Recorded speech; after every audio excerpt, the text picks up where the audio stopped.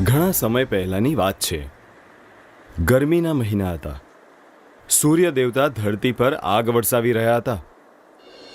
ભયંકર ગરમી પડી રહી હતી. એક કીડી હતી. આટલી બધી ગરમીના કારણે તેની હાલત ખરાબ થઈ ગઈ હતી. તેને ઘણી તરસ લાગી હતી. કીડી તેની તરસ મિટાવવા માટે પાણીની શોધ કરવા લાગી. થોડીક વાર અહીંયા ત્યાં તપાસ કરી પછી તે એક નદી કિનારે પહોંચી. સામે જ પાણી હતું, પણ પાણી પીવા માટે તે નદીની અંદર ના જઈ શકે. એટલે તે ત્યાં પડેલા એક નાના પથ્થર ઉપર ચડી ગઈ. પણ એણે જેવું પાણી પીવાનો પ્રયત્ન કર્યો તે ત્યાંથી લપસીને પાણીમાં પડી ગઈ.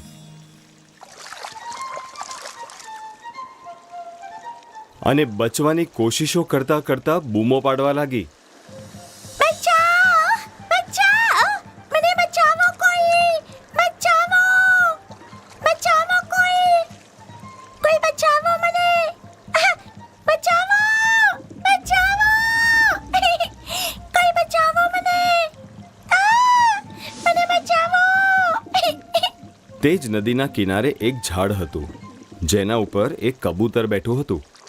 કબૂતરને તેની ઉપર દયા આવી ગઈ અને તે કીડીને બચાવવાના ઉપાયો વિચારવા લાગ્યો. પણ તેને સમજ નહીં પડી રહી હતી કે તે શું કરે. ત્યાં જ તેને એક તરકીબ સૂઝી અને તરત એ ઝાડ પરથી એક પાંદડું તોડીને પોતાના જીવ બચાવતી કીડીની પાસે તેણે ફેંકી દીધું. કીડી તે પાંદડા પાસે પહોંચી અને ધીરેથી તેના પર ચડી ગઈ. થોડી વાર પછી પાંદડું તરતું તરતું કિનારા પર સૂખી જગ્યાએ આવી ગયું અને ત્યાં પહેલાથી જ ઊભેલું કબૂતર કીડીને આવવાની રાહ જોઈ રહ્યું હતું. કીડી પાંદડા પરથી નીચે ઉતરી ગઈ અને કબૂતરની પાસે જઈને બોલી, કબૂતર ભાઈ, આજ તમારા કારણે હું બચી ગઈ. જો ક્યારેય મારી જરૂર પડે તો મને અવશ્ય જણાવજો. જા બેન, ભલા તું કેવી રીતે મારી મદદ કરશે? આટલું કહીને કબૂતર ઉડી ગયું. આ ઘટનાના થોડા દિવસ પછી એક શિકારી તે નદી પાસેથી પસાર થઈ રહ્યો હતો. એને કોઈ શિકાર ન મળ્યું હતું એટલે તે ઉદાસ હતો. ત્યાં જ તેને પેલું કબૂતર દેખાયું અને વિચારવા લાગ્યો, જો આ કબૂતર મળી જાય તો મજા પડી જાય. આટલું વિચારીને તેણે ત્યાં જ જાળ પાથરી દીધી અને એણે ઉપર દાણા પણ નાખી દીધા. પછી થોડી દૂર જઈને એક ઝાડની પાછળ સંતાઈ ગયો અને આશા કરવા લાગ્યો કે તે કબૂતરને પકડી લેશે. કબૂતરે જેવું નીચે દાણો જોયો તરત તેને ખાવા માટે તે ઉડીને જાળ પાસે આવ્યું અને તેમાં ફસાઈ ગયો. કબૂતર તે જાળમાંથી નીકળવાની કોશિશ કરી રહ્યો હતો, પણ તેમાંથી નીકળી ના શક્યો. ત્યાં જ તેની નજર જાળની પાસે બેઠેલી કીડી ઉપર પડી અને તેને યાદ આવ્યું કે જરૂરત પડવા પર મદદ કરવાનું કીડીએ વચન આપ્યું હતું. પણ કબૂતર એ વિચારીને નિસહાય થઈ ગયો કે આટલી નાની કીડી શું કરી શકવાની. કીડીને કબૂતર ઉપર દયા આવી ગઈ અને તેને બચાવવાના ઉપાયો શોધવા લાગી.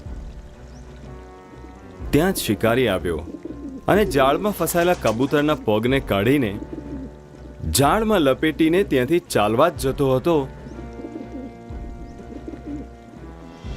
ત્યાં જ કીડીને એક તરકીબ સૂઝી અને કીડીએ જલ્દીથી ચાલીને જઈને શિકારીના પગમાં કડી ગઈ. શિકારી પીડામાં કણસવા લાગ્યો.